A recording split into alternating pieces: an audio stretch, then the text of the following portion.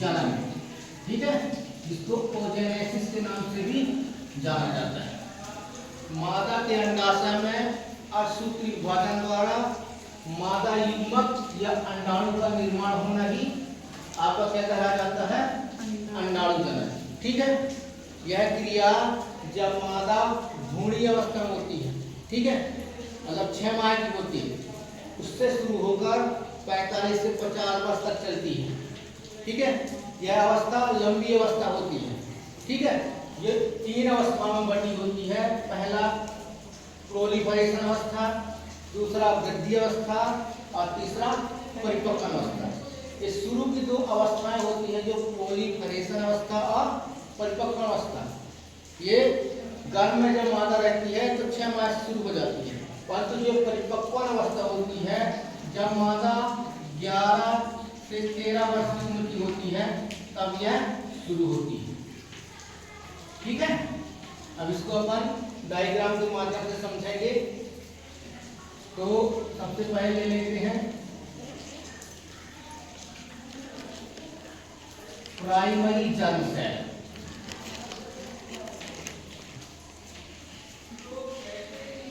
मतलब प्राथमिक जनन कोशिका,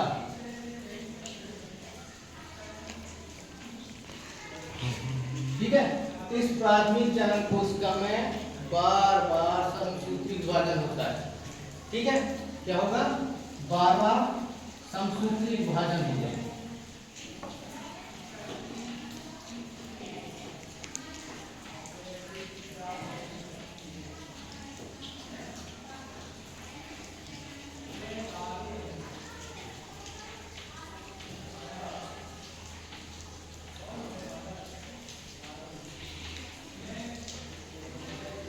बार बार समसूत्री विभाजन होने के बाद ये ओगोनिया का निर्माण करते हैं।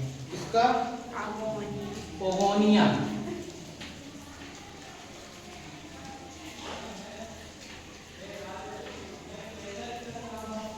अब ये ओगोनिया क्या होता है, भोज्य पदार्थ को ग्रहण करेगा और आकार में वृद्धि करेगा, ठीक है।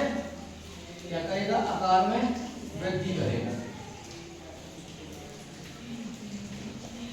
ठीक है। और क्या बना देता है, प्राइमरी ओसाइट। क्या बना देगा, प्राइमरी ओसाइट।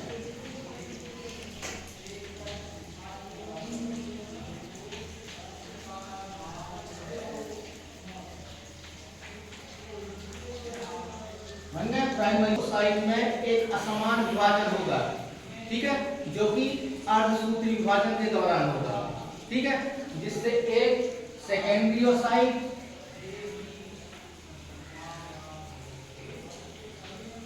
और एक छोटे आकार का जो होगा वो होगा क्या, आपका पोलर बॉडी होगा, आपका क्या, पोलर बॉडी। क्योंकि अर्धसूत्री विभाजन हो रहा है, इसलिए गुणसूत्र संख्या क्या हो गई, 2n से n, मतलब आधी हो गई, ठीक है। और ये बन गया क्या आपका सेकेंडरी ओसाइट।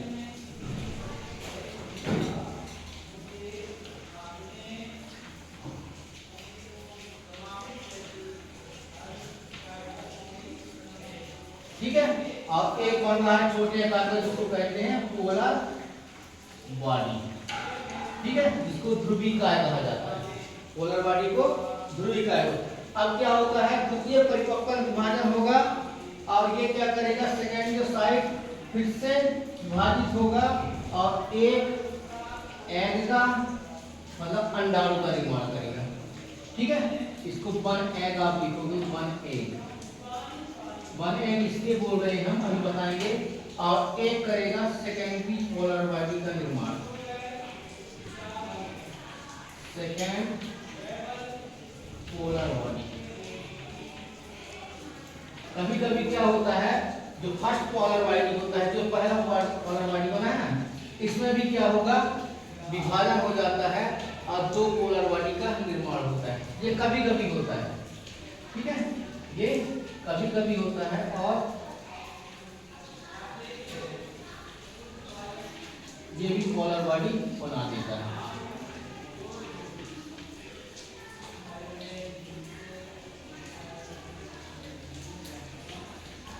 1 इसलिए लिखा गया है, समझिए इस बात को, 1 इसलिए लिखा गया है या बताया गया है आपको क्योंकि 1 महीने में मादा में सिर्फ 1 अंडाणु का निर्माण होता है। 1 महीने में कितने अंडाणु का निर्माण होता है? सिर्फ 1। यदि इस महीने बाएं अंडाशय से अंडाणु का निर्माण हुआ है तो अगले महीने दाएं अंडाशय से अंडाणु का निर्माण हुआ है। आगे बात समझ में। अब इसको अवस्थाओं के आधार पर हम क्या समझ सकते हैं कि जो प्राथमिक जनन कोशिकाएं होती हैं उनमें बार-बार समसूत्री विभाजन होता है और इस विभाजन के पश्चात ओवोनिया का निर्माण करते हैं कि आपका प्रोलिफरेशन अवस्था कहलाता है। पहला क्या कहलाता है? इसके बाद वृद्धि अवस्था में आप समझोगे जो ओवोनिया होता है ये खाद्य पदार्थ को या भोज्य पदार्थ को क्या करेगा? ग्रहण करेगा और कार्य में क्या कर लेता है? वृद्धि कर लेता है। ठीक है, तो दूसरी अवस्था हो गई कौन सी? आपकी वृद्धि अवस्था। ठीक है, इसके बाद परिपक्वन अवस्था जो हमने आपको बताया 11 से 13 वर्ष की उम्र में प्रारंभ होता है। ठीक है, ये क्या करता है? विभाजित होता है। ठीक है, और क्या करता है? प्राइमरी जो होता है स्वाई जो होता है विभाजित होगा और वो असमान तरीके से विभाजित होगा। एक बड़ी बनेगी जिसको सेकेंडरी स्वाई कहते हैं और एक फर्स्ट पोलर बॉडी बनाएगी। ठीक है, अब जो ये सेकेंडरी साइड है इसमें फिर से समसूत्री विभाजन होगा और यह एक अंडाणु का निर्माण करता है ओव्यूम का, इसको बने कहते हैं, और एक सेकेंडरी पोलर बॉडी का या सेकेंड पोलर बॉडी है। फिर कभी-कभी क्या होता है जो फर्स्ट पोलर बॉडी होता है ये आप देख रहे हो ये भी कभी-कभी विभाजित होता है, इसमें भी समसूत्री विभाजन होता है और अन्य 2 पोलर बॉडी का निर्माण करता है। आगे बात समझ में